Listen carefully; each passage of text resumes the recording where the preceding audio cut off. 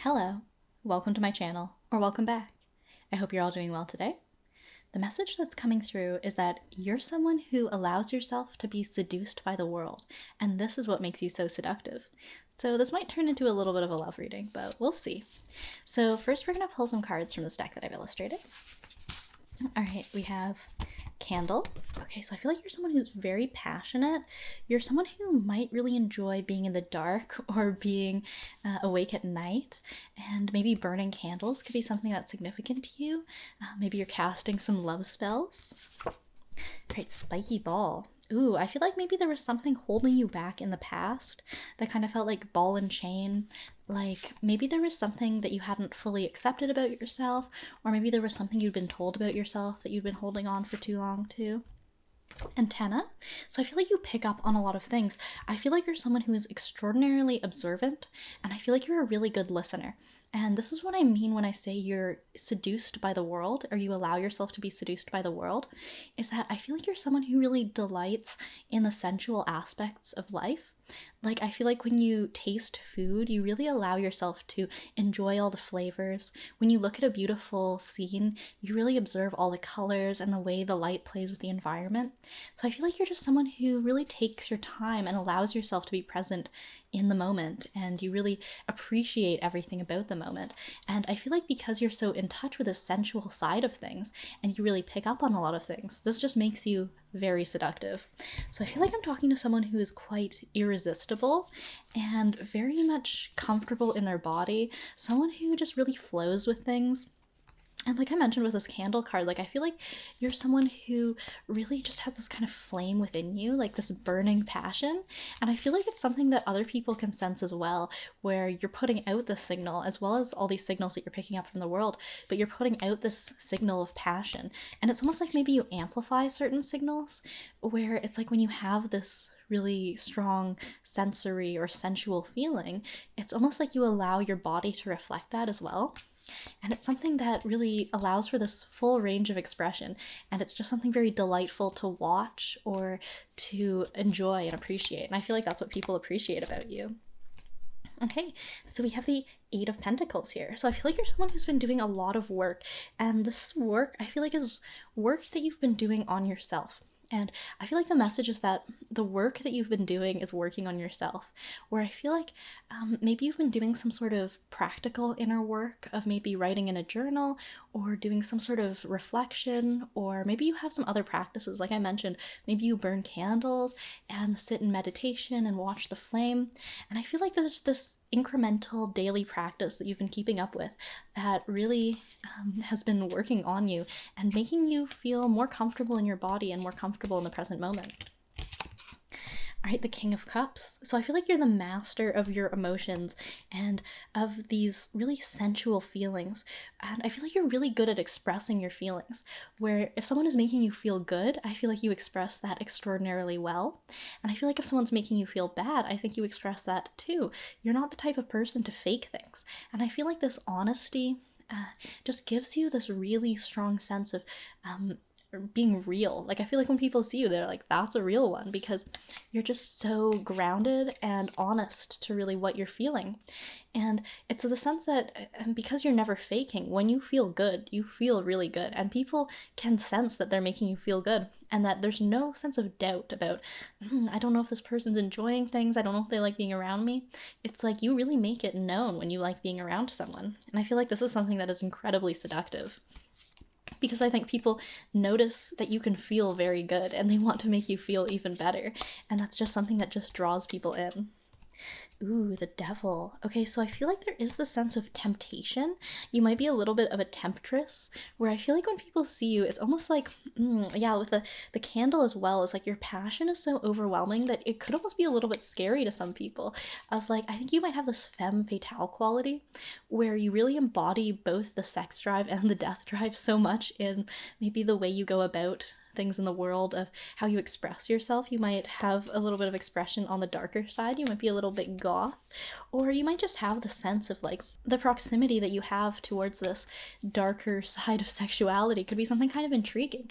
But like I mentioned, it could kind of scare people a little bit because it's almost like there's like this really tempting and seductive aspect to you where people know that they could really get caught up in you, that if they allowed themselves to be seduced by you fully, it would be like they would be completely under your thumb. They would be completely under your control. So I feel like this is something that could maybe have been a little bit of a struggle for you. Like with the spiky ball card, it could be something you went back and forth on of like, is this seductive nature something that you want to cultivate, or is it something that only causes you more harm? But I think you're starting to realize that these people who see the devil in this expression of sensuality and sexuality are actually dealing with some aspect of sexual repression in themselves.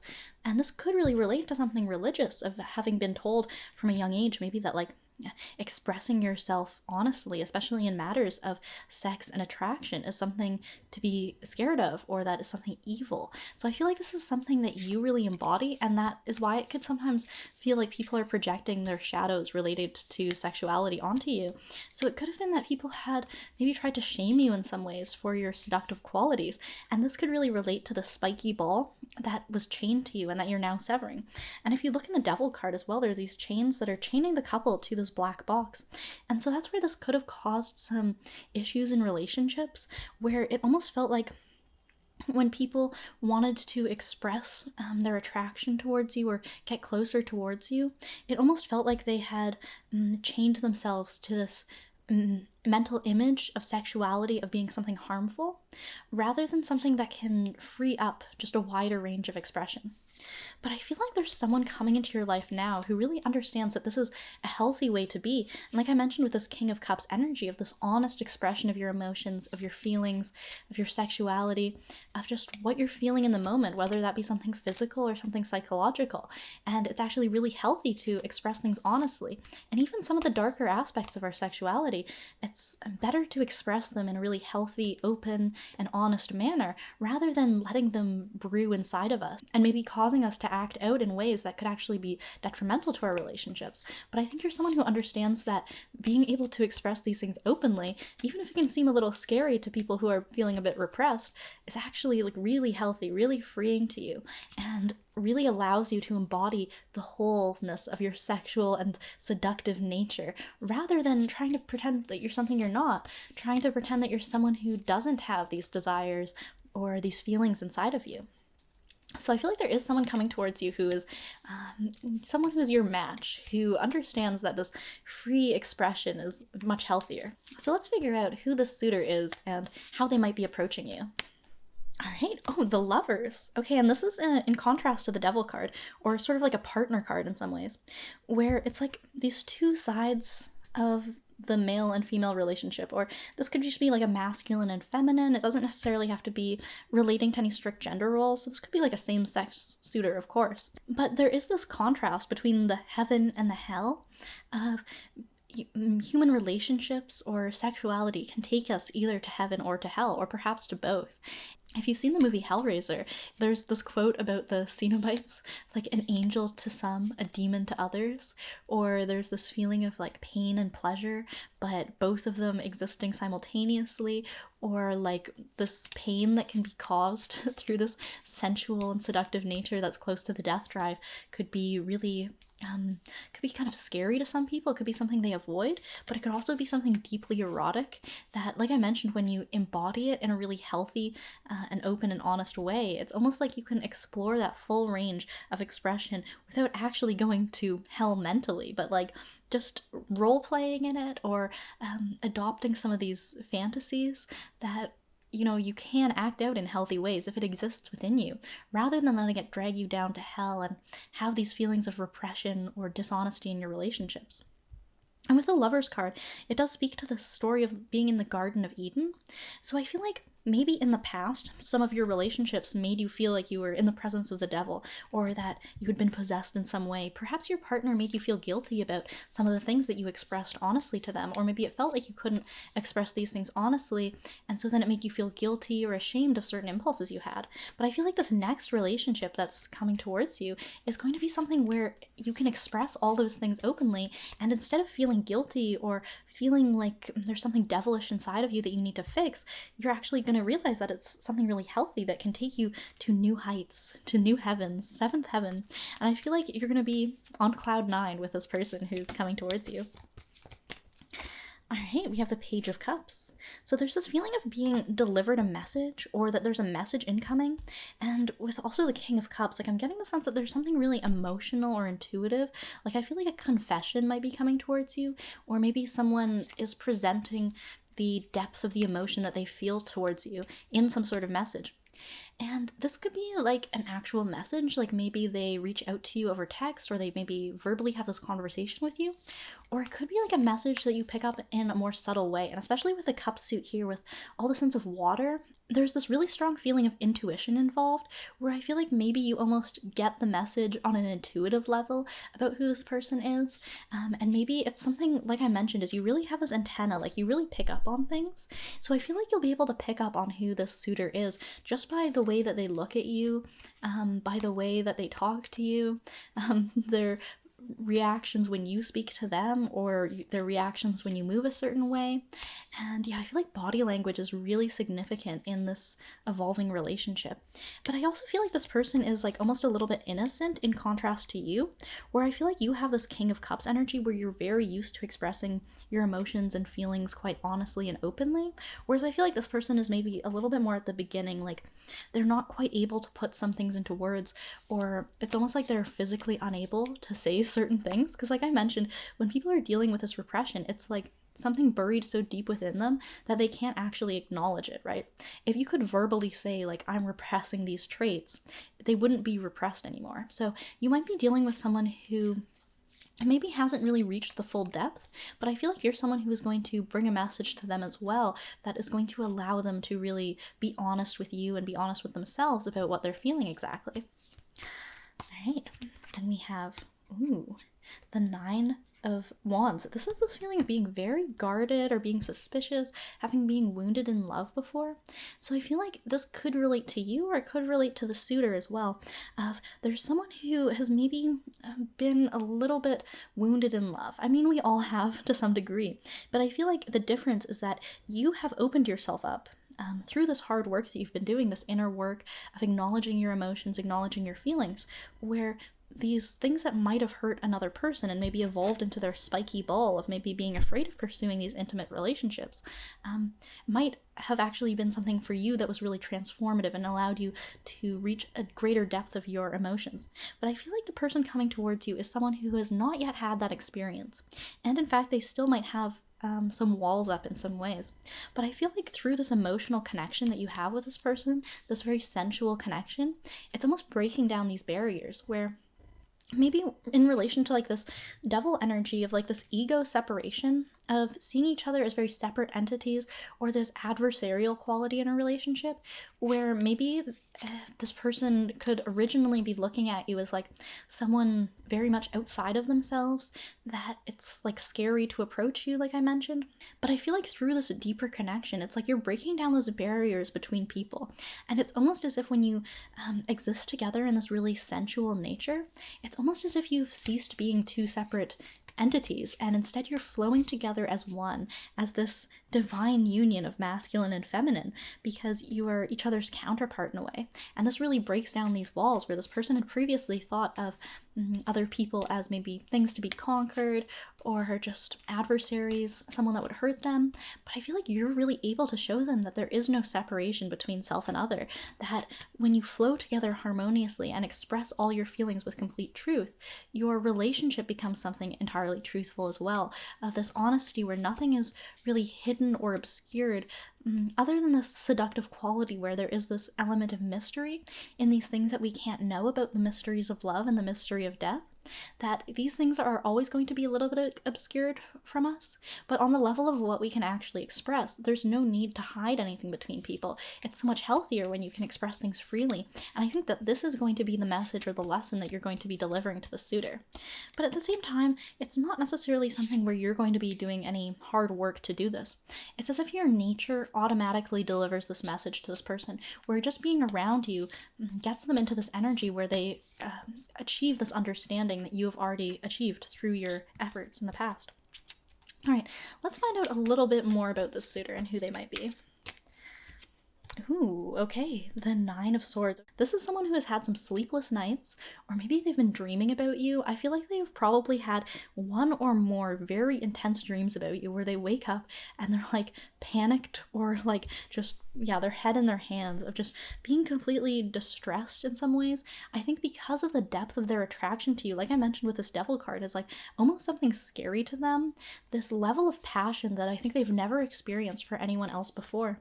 And it could be this feeling of like a dilemma almost, where that's why if the suitor hasn't contacted you yet, or maybe if you know them but it hasn't really evolved into the depth of this relationship that I've been speaking about, it could be that this person is kind of caught up in their thoughts about debating whether or not they should approach you. And I think it is because they are struggling with this feeling of being a little bit guarded, a little bit wounded, a little bit unable to communicate their emotions honestly.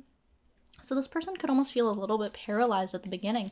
And so that's why if you haven't really been receiving the message that you would like to from this person, or that you haven't received any message from anyone yet, it could just be that there is someone who is having all these feelings about you, but they just haven't been able to express it to you yet. But the best way to get someone to express this feeling towards you is to continue to remain in this really seductive, open quality where you're allowing yourself to be seduced by the world. You don't necessarily need to go out and chase anyone or attempt to seduce someone.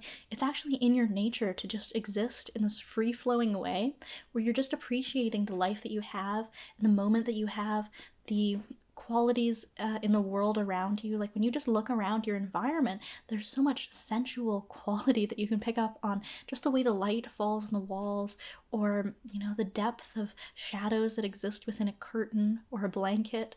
And I feel like this is something that when you just get into that state and allow yourself to really be sensual, that is what makes you the most seductive.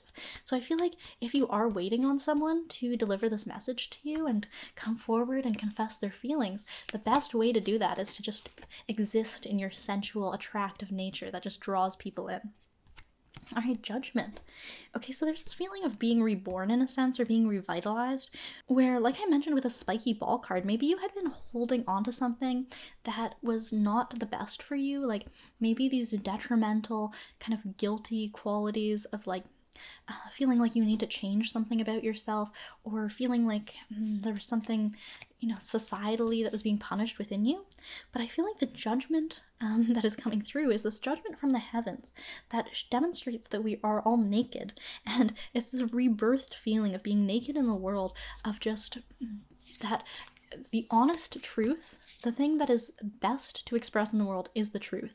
The truth is the only thing that can be expressed, and that is our naked nature as these erotic, sensual beings. And that when people are caught up in ego, they're not able to express this fully, and that's where those feelings of guilt or shame come in. But I feel like that's something you're releasing, and you're allowing yourself to be naked in the world, so to speak, by simply demonstrating the honesty of what you're feeling in any moment. And I think this is what makes you so seductive. And I feel like this is where this rebirth comes from in you, of being born into your true nature. All right, the Hierophant.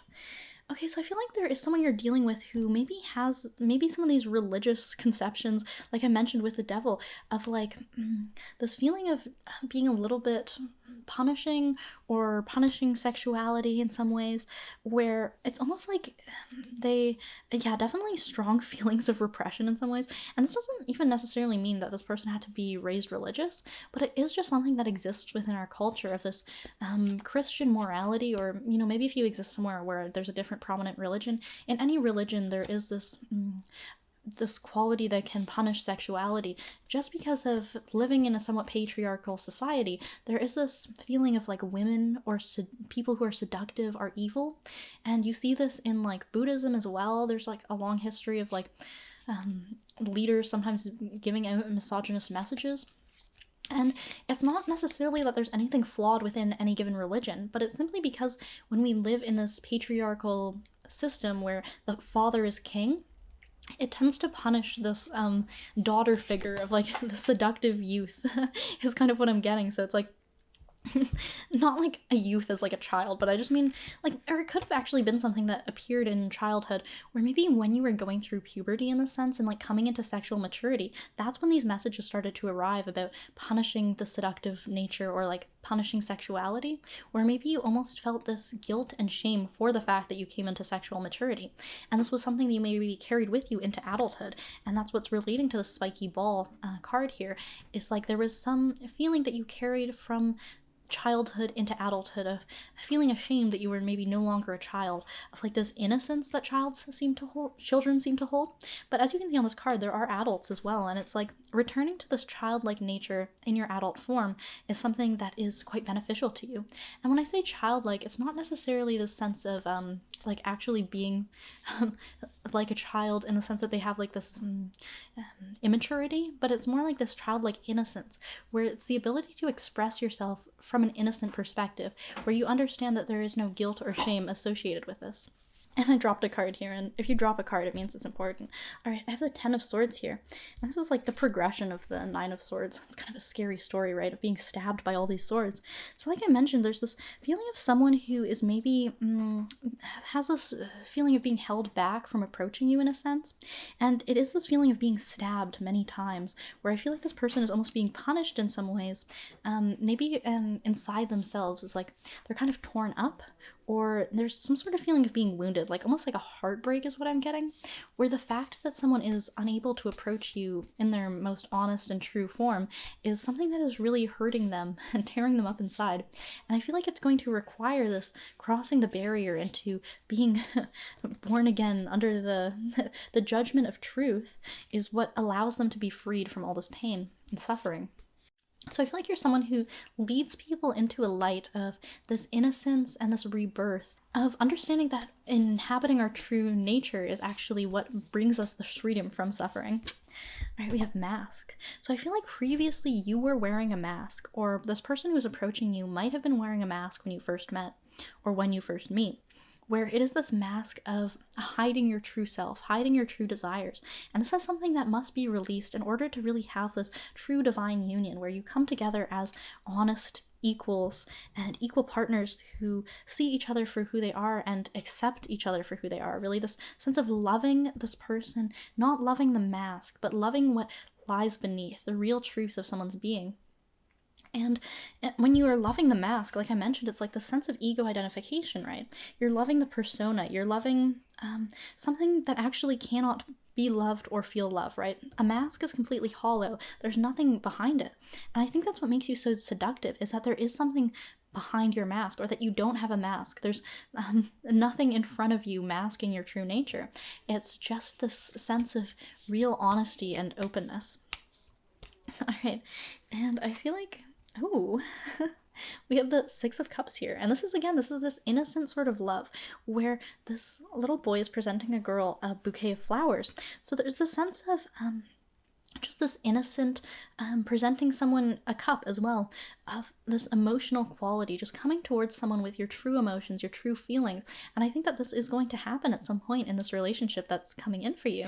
And like I mentioned, it's like this childlike innocence, yet as an adult who accepts their true nature, understanding that sensuality and seduction is part of your true nature as well.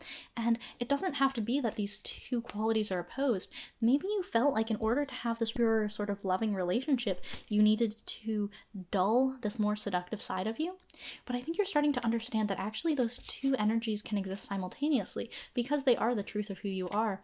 It doesn't necessarily have to feel like a destruction of innocence within yourself to allow your seductive nature to flow out of you honestly. All right, we have the Three of Wands coming through. So I feel like this is someone who's looking at this kind of dry desert expanse. And I feel like this is the person who's approaching you right now. Is that there's someone who is like, yeah, with this, there's almost this celibate quality. So I feel like there's someone who has maybe repressed some of their desires in the past, or they just haven't really been able to express the sensual quality with anyone. And maybe even if they weren't strictly celibate, maybe they just had these relationships where there wasn't that level of physical and emotional openness in order to really allow this quality to flow freely like water. Like, I feel like they're in a bit of a drought in some ways.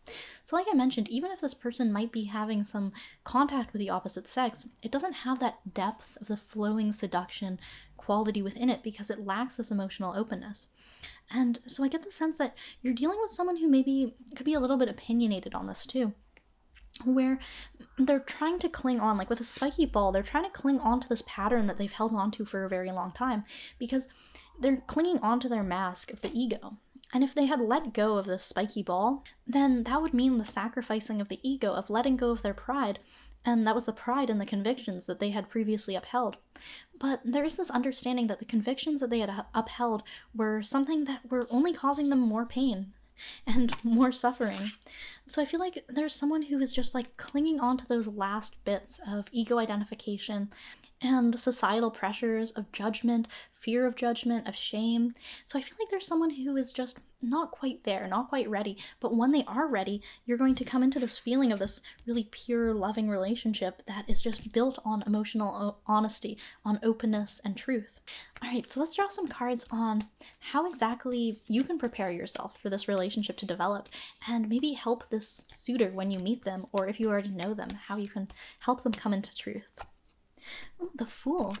Okay, so I feel like this is the sense of maintaining your innocence, of not allowing yourself to become embittered. Like I mentioned, a lot of these qualities that this other person might be expressing could be quite frustrating to you on some level, because it's almost like they're unwilling to accept the truth of who they are and the truth of who you are. They might almost be criticizing you in some ways. And this is where you need your foolish innocence to come in, and this childlike innocence of not criticizing them back, but understanding that they might be acting out of a place of hurt, a place of conditioning, a place of self-preservation, and like I mentioned, the sense of pride. But because if you let go of pride, when people haven't acknowledged their true nature, it feels as if letting go of their pride would be giving up entirely, or like giving up themselves, and it could make them feel weak in some ways when people are too attached to their ego. The loss of pride in the ego feels like weakness. So I feel like you need to understand that there is this person who is going through this transformation that you have already gone through because of your hard work. And when you start to criticize them, that's when you slip into this devil energy again of the ego identification, of the battle of the egos, of this adversarial relationship. And really what you can do to help this person step into truth is to continue to live in truth yourself. And this truth is that you do not need to criticize anyone or feel bitter towards them. You know, if you feel like someone in your life is not acting right, there's no point in becoming more adversarial towards them. It'll only compromise the integrity of this true divine union. What you really must do is simply live in truth yourself and act as a good example of someone who is living in truth, and allow yourself to be fooled, right? Or to play the fool. Because when you allow your pride to come out and say, you know, this person is acting wrong, so I'm going to criticize them, I'm going to give them harsh words about the fact that they're not accepting their true nature, then you're slipping back into a pattern that will only cause you more suffering as well, right? To be foolish is to accept that we're all going through this journey, this foolish journey, and we all need to take that leap of faith in the beginning. And the way to take that leap of faith is to really feel held in the world and just open and not hold on to any of those preconceptions like I mentioned. So I feel like this real innocence of your loving nature, of even if you can tell that someone is going through this process and they haven't arrived at this end result of accepting their true nature, is to give them some grace and gentleness in this process, because the feeling of taking this leap of faith is something that is quite terrifying. So accepting the fact that this person is probably suffering quite a lot, and you do not need to contribute to their suffering at all. To bring this person towards you, really what you must do is, again, just walk blindly, essentially. Continue on your path, continue on your work, and do not pay any attention to the striving of other people's egos. Even if this is someone who you want to develop a love relationship with, it's really not your problem to try and change them. Like I mentioned, when someone tries to change you, that's where these qualities of repression, of repressing your true self, come out, and you fall into this more devilish energy of the adversarial relationship. So I feel like if you really want to cultivate the sense of your own true nature and bringing out the true nature in other people, it's very important that you remain foolish and just walk off the cliff. That leap of faith of knowing that things will work out for you in any matter, in your life and particularly in love as well. As long as you continue doing the work and being true to yourself, the loving relationship that you desire will come into your life. But it's something that you must embody in yourself first, of this true union of allowing everything to flow really honestly and freely. And when you're in that state of complete truth in yourself, of not repressing or hiding or being dishonest about anything you're feeling, then that's when the world becomes more honest, and the suitor in your life will become more honest to you as well. So I feel like if you're looking for this sort of true love relationship, it's very important that you do not try and criticize people who are not yet at this point in their path, but to simply live in truth, embody that truth, and keep on working. All right, well, I hope this reading was somewhat enjoyable to you. As always, thank you so much for watching. And I'm announcing a special promotion until the month of March. I will be keeping my prices for custom tarot readings at $25 Canadian for a 20-minute reading. And if you're interested in snagging one of these custom readings, please email me, which is in the bio, and I'll send you a form to request what topics you'd like to hear about. So, thank you so much for watching, and I hope to see you in the next one.